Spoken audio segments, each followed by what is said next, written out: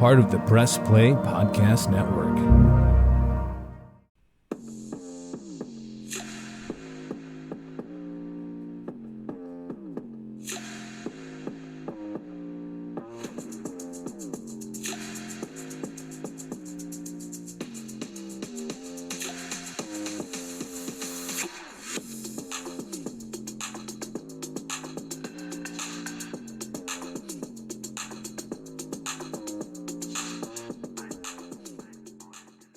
Hello and welcome back to another episode of the Full 40 College Basketball Podcast on the Press Play Podcast Network.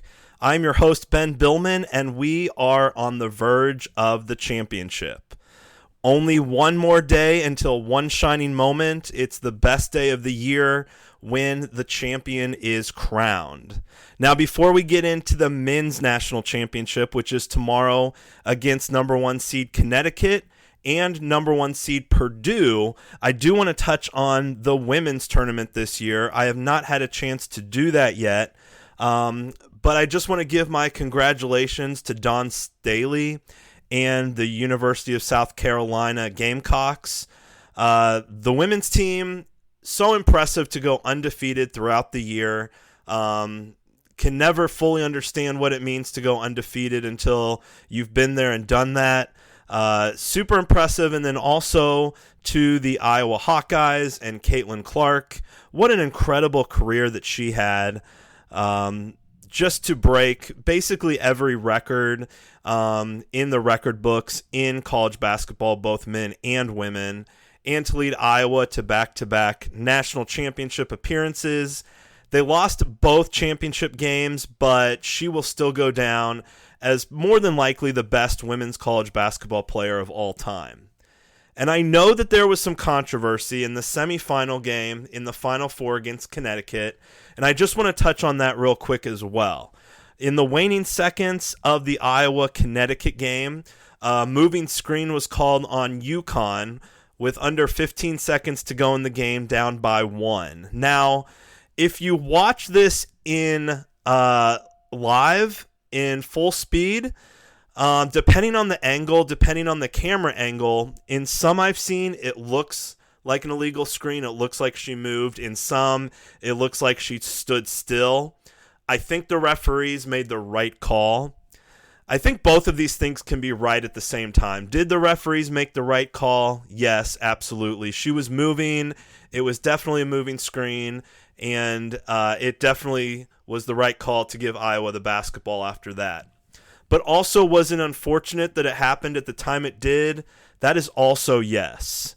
In a semifinal game like that, when you have Paige Beckers and Caitlin Clark dominating the headlines and making history as far as viewership goes for a national semifinal, to have it end like that, it's just unfortunate. The officials made the right call, and if they would not have made that call, it would have been very, very concerning because that was definitely a moving screen. So I feel bad that the national semifinal ended the way it did, but again, it set up an amazing championship game. Iowa got off to an amazing start in that game, but South Carolina rolled back, and there was really no question there in the waning moments as to who was going to win that game. So the women's tournament is over, and now the attention turns solely to the men's bracket. And in my opinion, we are left with the top two teams from the whole season. Houston had a great year. North Carolina, Tennessee, Arizona. There were a number of very good teams this year in college basketball. But if you were going to go back to around January or February until now, and we're going to be asked who are the best two teams in college basketball, I think it would be close to unanimous that those two teams are Purdue and Connecticut. So in the first half today, I want to give a little bit of history on these two programs, where they've been, how they've gotten here, and just what they've accomplished in their history as programs overall. And in the second half, I want to dig deeper into this matchup and what exactly we have to look forward to on Monday night. Okay, so first of all, Purdue. As everyone knows, last year in the first round, a stunning loss to Fairleigh Dickinson. It was reminiscent of the 2018 first round when Virginia, the number 1 seed, became the first number 1 seed to lose to a number 16 seed when they lost in the first round to UMBC. Purdue did the same last year. Now back to Virginia, they went on to win the championship in 2019, and that has been the goal for Purdue since that last loss last year to FDU in the first round. Unlike Virginia, who struggled and had to have some pretty incredible breaks along the way to get to the championship, Purdue has basically cruised through this tournament en route to a Monday night appearance in the national title game. In the first round, they beat Grambling 78-50. They absolutely demolished the 8 seed Utah State in the second round, 106-67. They handled the 5 seed Gonzaga 80-68 in the Sweet 16. Their toughest test, and really a game that could have gone either way, but Purdue came out on top. They beat number 2 Tennessee in the Elite 8, 72-66. And in the Final Four, they beat an unbelievably hot North Carolina State team, 63-50. Now, that game against North Carolina State was not their best performance overall, but they did win by double digits, and they took down a team that looked like they were almost unable to lose over these last few weeks heading back to the ACC tournament. I want to congratulate North Carolina State on an amazing season. I know Kevin Keats got a contract extension out of that, and I hope that they do well moving forward. So Purdue has done something that I think a lot of people did not expect, and that was to get to the national championship after the failures of last year and after the performance of the team over the last few years before last year as well. Losing to teams such as St. Peter's, losing to North Texas, losing to Little Rock. Definitely some losses in there that are highly questionable, but they avoided all that this year. And now they are in the national championship, and Matt Painter has Purdue on the verge of their first national championship of all time. Now, overall, this is Purdue's third Final Four and second national title appearance in program history. Their first Final Four was in 1969, and that team went to the championship but lost to UCLA. Obviously, John Wooden, the head coach at that point. And in that era, 1969, UCLA was in the middle of a 7-year championship streak that began in 1967 and ended in 1973. 7 consecutive national champions. Purdue was the third victim out of 7, and that was back in 1969. Purdue also made the Final Four in 1980. They did not advance to the national championship that year, but they did finish third place. Back in those days, if you made the Final Four, if you lost in the Final Four, you still had a third place game against the other team that lost in the other national semifinal. And so Purdue was able to secure third place in 1980.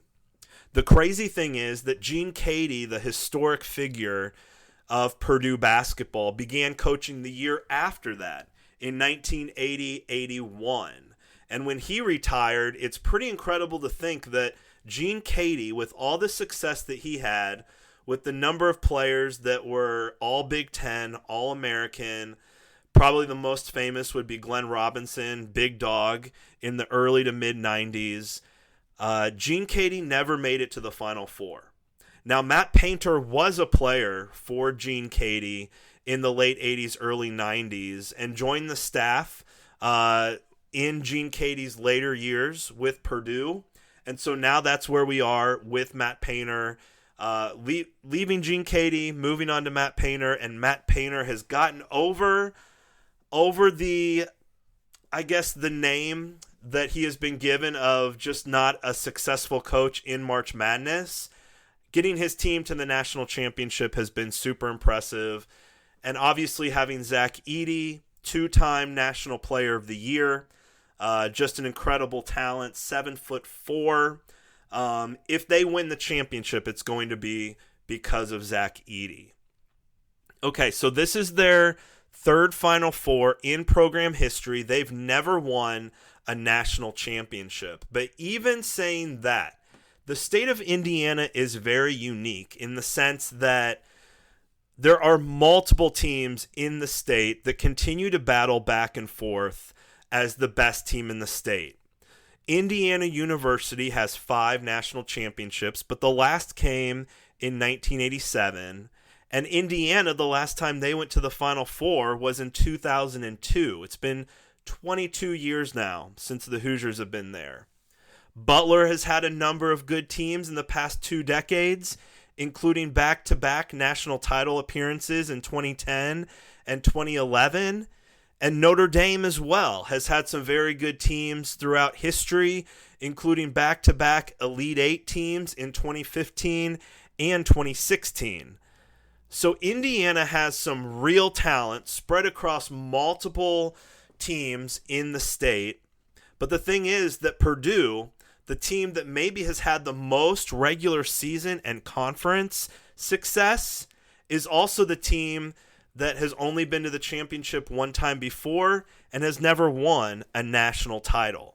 So this is Purdue's chance to potentially take a step closer to getting to the status that Indiana has, and also in the state of Indiana when it comes to recruits and high school prospects. Would Purdue overtake Indiana and Butler and Notre Dame as the in-state school that all the kids want to go to? And this game tomorrow night could tell a lot about the future of Indiana high school basketball as well. Now, Purdue is also trying to break another streak, and that is a lack of Big Ten champions over the last 24 years. We have to go back all the way to the year 2000 to find the last time that a Big Ten team won the national championship, and that was the Mateen Cleaves-led Michigan State Spartans in 2000, early in Tom Izzo's career, winning the national championship over Florida. Since then, the Big Ten has had multiple opportunities to get more national championships. Here is the list of teams from the Big Ten to make it to the national championship, but to lose in that position. First of all, Indiana made it, as I said earlier. In 2002, they lost to Maryland. Now, Maryland is a Big Ten school now, but at the time, they were in the ACC, so I am not giving the Big Ten credit for that when that success happened in the ACC. In 2005, Illinois, coached by Bruce Weber, lost to North Carolina in the national championship. In 2007, Ohio State, led by Greg Oden and Mike Conley, lost to Florida in their second of 2 consecutive national championships. In 2009, in Detroit, Michigan State lost to North Carolina. In 2013, Michigan lost to Louisville. Now, Louisville's championship since then has been vacated, but that does not mean that Michigan ended up being named national champs. That year just doesn't have a champion named because of the Louisville scandal. In 2015, the Wisconsin Badgers, they beat an undefeated Kentucky team in the Final Four, only to lose to the Duke Blue Devils in Coach K's last national championship there in 2015. In 2018, the Michigan Wolverines went up against a very talented Villanova team, and Villanova won their second title in 3 years. And here we are now with Purdue, trying to break the curse of the Big Ten.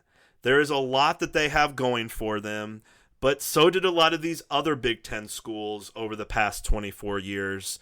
If Purdue can break this, it would be amazing for the Big Ten, especially with all the conference realignment coming up next year. It would definitely be a big help for them and the Big Ten heading into that realignment.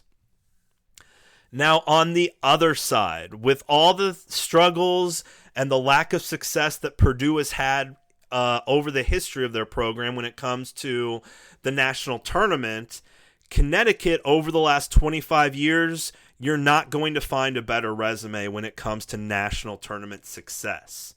Going back to 1999 until now, Connecticut has made 7 Final Fours. This is their 7th. In those 7 Final Fours, they have advanced to the championship game 6 times.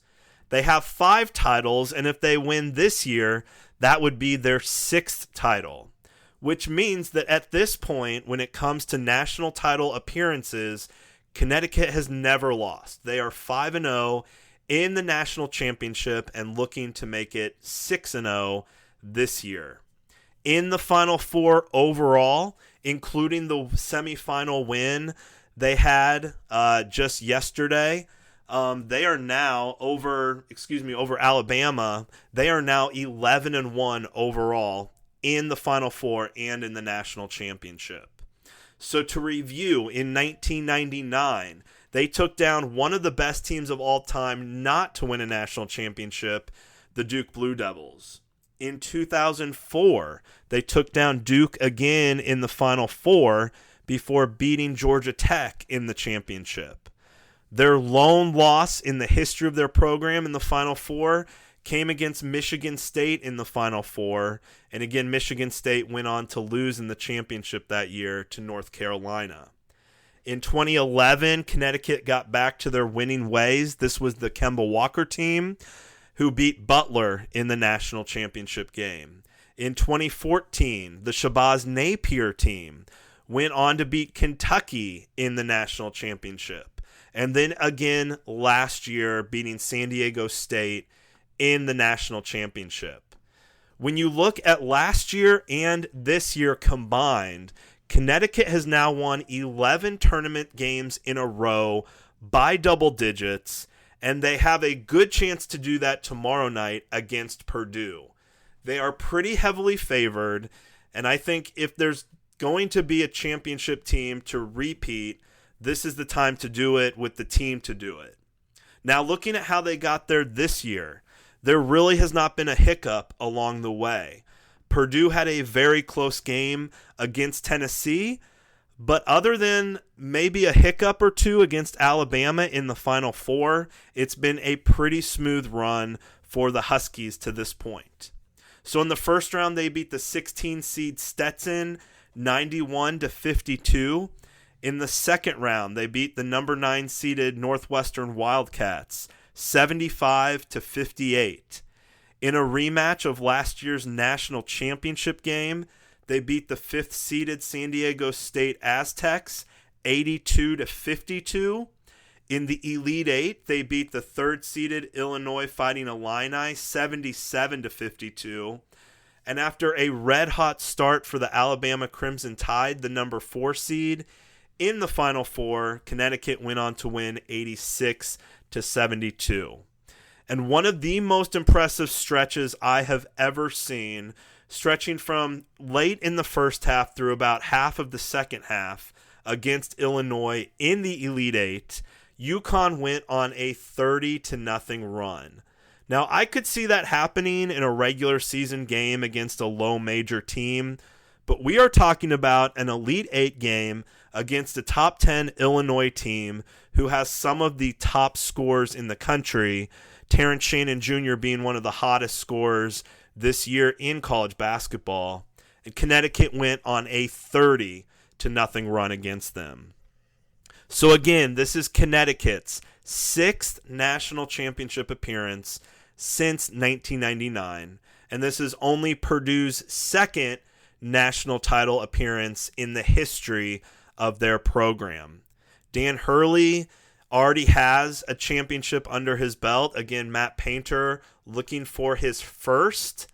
It's going to be a battle of the bigs. And in the second half of this episode, I will discuss the breakdown of the rosters, what team strategies will be going into this championship game, and also what I believe will be the outcome of what should be an incredible national championship game. I will be right back.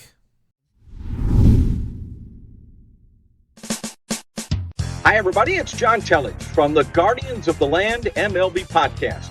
Be sure to hop on with us to follow all the dramatic developments of the reigning American League Central Division champions. From game analysis to interviews to keeping tabs on who could be the next breakout star. We'll have that and much, much more right here. It's the Guardians of the Land MLB podcast on the Press Play Podcast Network. Subscribe here and join the fun.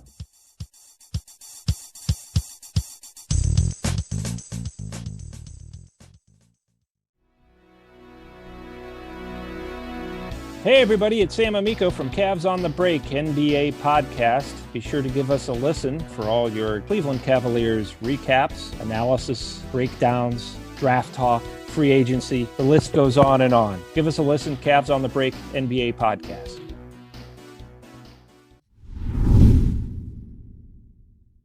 Welcome back to the second half of the Full 40 College Basketball Podcast on the Press Play Podcast Network.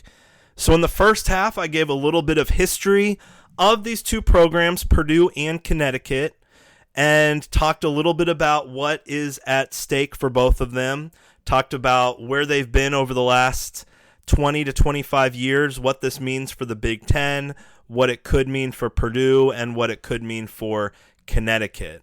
Connecticut, again, is trying to be the first back-to-back national champion since the 06-07 Florida Gators, and doing it this time by winning 12 straight games by double digits.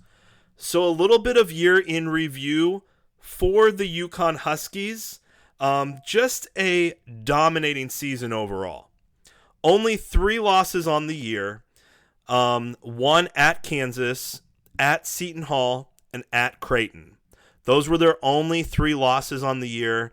All 3 of those tough places to play against good teams, and really other than the loss at Creighton and to a partial at Seton Hall, those were really the only 2 times where we saw any cons against this team all season. Looking at some of the main players for Connecticut, they do not have the deepest of benches. They're probably going to play 7, maybe 8 guys in the tournament in the national championship game. I think we have to start with Donovan Clingan, the 7'2" center for this team, who had 18 points, 5 rebounds, 4 blocks in the national semifinal against Alabama. Screens well, defends well. He is just everywhere all the time on the court.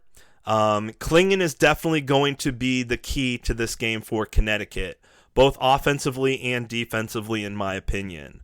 Going up against the 2-time National Player of the Year in Zach Edey, he is going to have to go one-on-one with Zach Edey, both offensively and defensively, multiple times in this game. He has shown up at the right times. I think he's ready for it. And I'll talk a little bit more about that when I talk about Zach Edey and Purdue.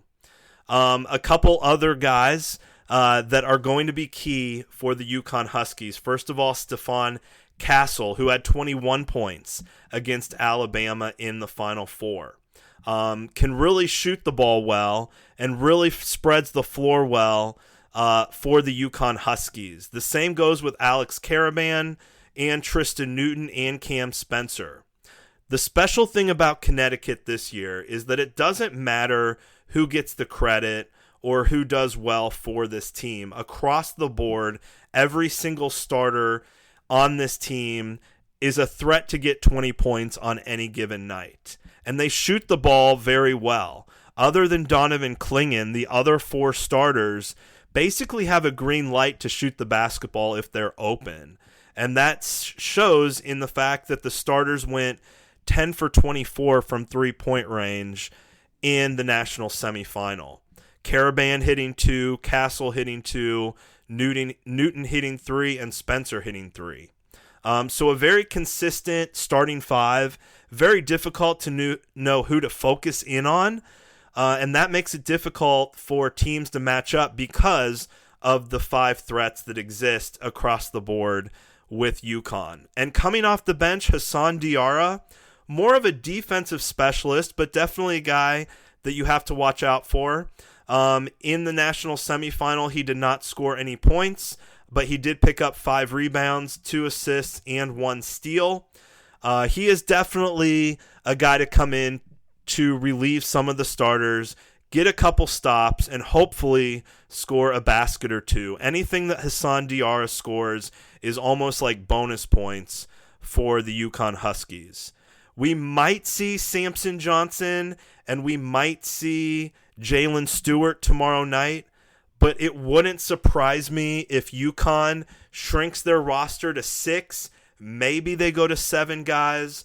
But in my opinion, I think all 5 starters, as long as they don't get in foul trouble, are going to play 30 minutes plus. And I think Hassan Diarra off the bench is going to see 20 to 25 minutes plus. And that's basically going to be it, again, unless they get in foul trouble or something else happens that, is just completely unexpected. So in that sense, that is kind of the breakdown of who we have with the UConn Huskies. Now with Purdue, it all starts and it all ends with Zach Edey.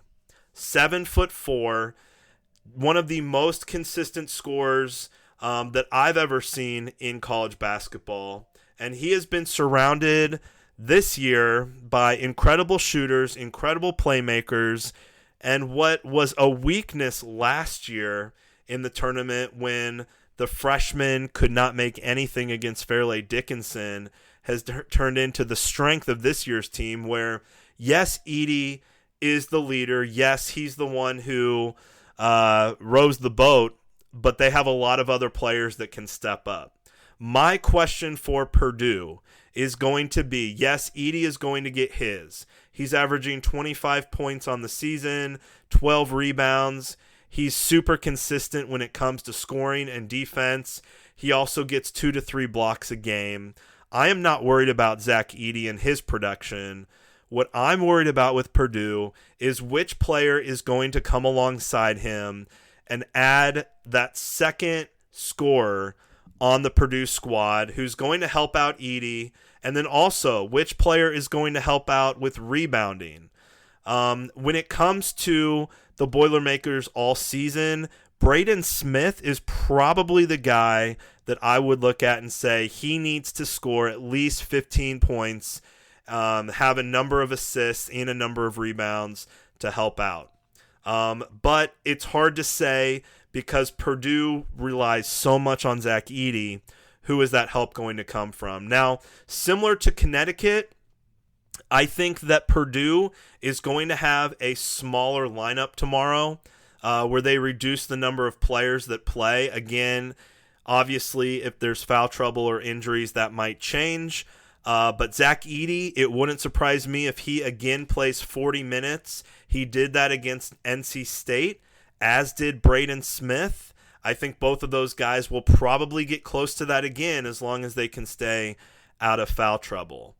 I think as well, Lance Jones is going to have to play major minutes in this game. Foster Lawyer and then Trey Kaufman-Wren is also going to be the other starter in the game.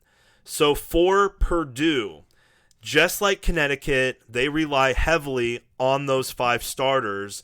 But unlike Connecticut, they have a huge weapon off the bench in one of the best 6th men in all of college basketball, Mason Gillis. He is a 6'6" senior forward and is just a menace off of the bench. Now, he did not have the biggest game against NC State, but he put up 24 numbers, got 4 rebounds and 8 points. He is going to need to do a lot more than that tomorrow night to help this team out. When it comes to three-point shooting, it's going to be key that Lance Jones gets hot from the outside. He was 4 for 9 in the national semifinal.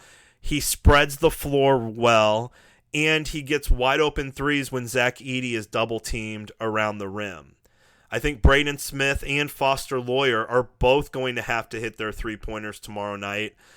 Combined in the national semifinal, they were 8 for 16.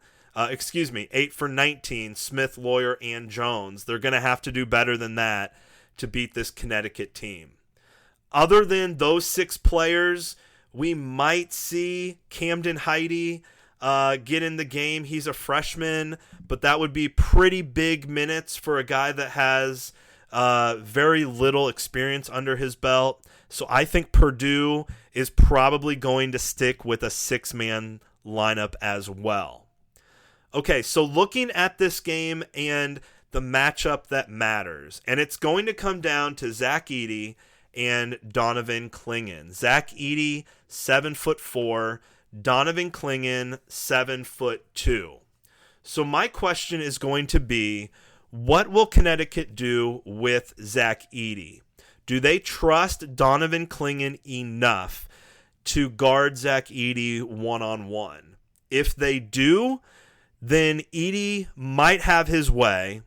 If they don't, and they do decide to double team, what are the shooters for Purdue going to do from the outside? In my opinion, I think it's better. I've seen what happens when teams try to dig down on Zach Edey. You might get a steal or two here or there, but overall, it's going to open up the court for the shooters. And unless Zach Edey just makes terrible decisions, Purdue is going to have wide open three-pointers. I think Clingan needs to play him straight up, one-on-one. I think they need to go double team if Clingan gets in foul trouble. And so it's going to be a chance if Edey can get to the rim and get Clingan in foul trouble, then I think then UConn will probably have to start double teaming, especially if they have to go to the bench early. And again, I think it's got to be Braden Smith who steps up and hits three-pointers for Purdue. On the other side, what does Connecticut want to do? Well, I think they are a team that can win at different speeds, change the tempo, change the momentum pretty quickly. If I'm Connecticut, I try to get out and run tomorrow night. As physical and as strong as Edey is around the rim, he's not the fastest guy in the world. I have seen Connecticut in the break, in the secondary break, and get that ball up and down the court, and they can do it just as well, if not better, than anybody else. So if I'm Connecticut, I get out and go as much as possible tomorrow night. On the reverse, I think Purdue, if you're going to be successful, you have got to get in to your half-court sets. You have to get Edey situated at the block, and you have to work the ball around. Let Edey work, pass it back out, reset, things of that nature. Swing the ball, let him set screens around the rim, get people open. It wouldn't surprise me if Purdue's goal tomorrow night is to keep the game in the 60s when it comes to the score overall. I think if it gets into the 70s or 80s, Connecticut is going to run away with this game. I just don't think Purdue has the horses. I don't think they have the athleticism and the speed to keep up with Connecticut. Now, one of the things I see with Dan Hurley and his teams as well is when they come out of timeouts, they have some of the best post-timeout sets that I've ever seen. In the national semifinal against Alabama, it seemed like every time Connecticut had the ball after a timeout, they had a set that led to a wide-open shot or a slam dunk at the rim. Purdue has to be very aware of that, and that Connecticut is going to run some incredible sets out of timeouts. And I think they're going to have to play up on the guards on the perimeter at all times because Connecticut does shoot so well. Now, I think Connecticut is going to have to do the same thing against Purdue, and it wouldn't surprise me if Connecticut pressures up to half court against Smith or Loyer, whoever is bringing the ball across half court. That pressure could really stymie the backcourt and the front court of Purdue and lead to possessions where they may not be able to get in a rhythm and start their progressions until late into the shot clock, which could be hazardous for both Purdue and for Zach Edey. One of the big questions, and this one is going to, I think, determine who wins the national championship, and that is officiating. Now, I hate that officiating has to be discussed. I wish that we didn't have to talk about it, but we have seen it throughout this tournament and really throughout Zach Edey's career, that he is just such a unique player. He has such a unique skill set. His size and strength is so different than anybody else in recent history in college basketball, that from an officiating point of view, how do you handle Zach Edey? What do you do with him when it comes to him backing players down, when it comes to him bodying up to players defensively, and just overall, what's a foul and what is not a foul when it comes to Zach Edey when he has the ball and when he's playing defense? I think that's going to be key. If Zach Edey is given the ability to move people out of position, if he's given the ability to back people down, if he is given the ability to defend Donovan Clingan and get into Clingan on the defensive side of the ball, I think Purdue has a fantastic shot at winning this game. But if he is guarded closely and the officiating looks at every little thing that he does as a foul and he gets in foul trouble early, that is going to give Connecticut a huge advantage overall. So if Zach Edey is given freedom of movement, I would give the edge to Purdue. If not, I give the edge to Connecticut. So looking at my prediction overall, I think it's going to be a close game throughout. I don't think either team is going to give up. Obviously, it's the national championship game. It's really going to come down to Zach Edey. What is he going to do? How is he going to be officiated?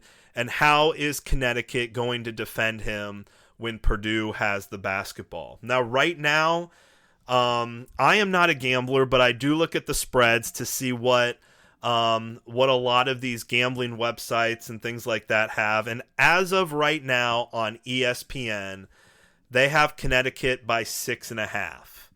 In my opinion, I think Connecticut does win. I will pick Connecticut as the winner, and I did have Connecticut as my national champion in my original bracket.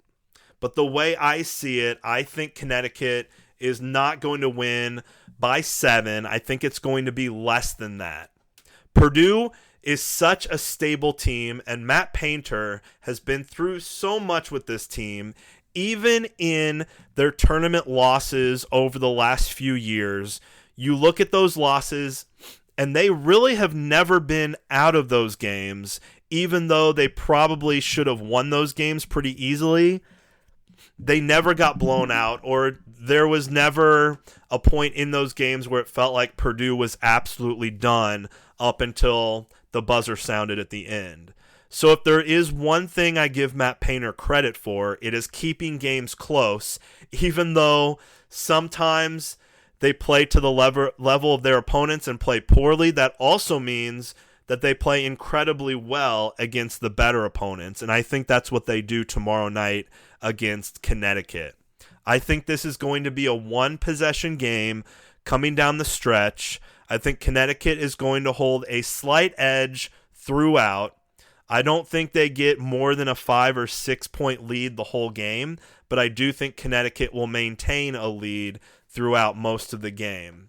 And in the end, I think it's going to come down to 1 or 2 possessions where UConn is going to need a stop at the end of the game, and I think they get it, especially if Edey plays all 40 minutes. If Purdue doesn't use their timeouts correctly and doesn't give him a chance to rest, if Smith and Lawyer are tired at the end of the game and some of the Connecticut starters are a little bit more fresh at the end, I think Connecticut will get those stops. My final prediction will be Connecticut 74, Purdue 71. It's going to come down to the wire. I think Purdue will have a shot on the last possession to tie it. It will not go down, and Connecticut will be the first repeat national champion since 06 and 07 Florida. Once again, it's been an incredible tournament. I'm excited for the national championship. Again, it's 9:20 tomorrow night, TBS. It's going to be a great game. These teams combined are 70-7 on the year. Like I said in the first half, these have been the best two teams since the start of conference play. This is the way the tournament should go. It should have Cinderellas. It should have upsets. It should be an incredible experience. But when it comes down to it, people want to see the two best teams play for the national championship, and that's what we've got here. Purdue has their first national championship in sights, looking to win that and bring home a banner for Purdue. Connecticut, this would be their sixth title, and again, second consecutive, and it would put Dan Hurley in the talk of one of the best coaches of all time and potentially a dynasty coming together in Storrs, Connecticut with the success of the UConn Huskies. Well, enjoy the game, and I will come back with you next week to review what happened and look at the offseason in college basketball.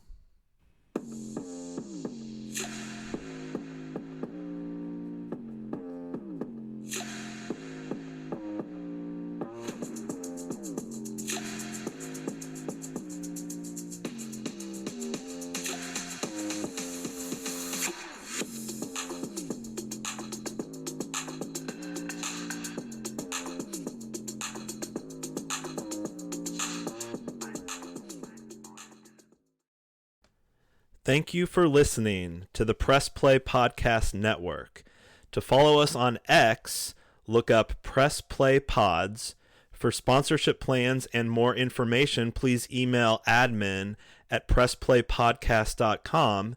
And to listen to all our shows and learn more about our network, please visit www.pressplaypodcasts.com.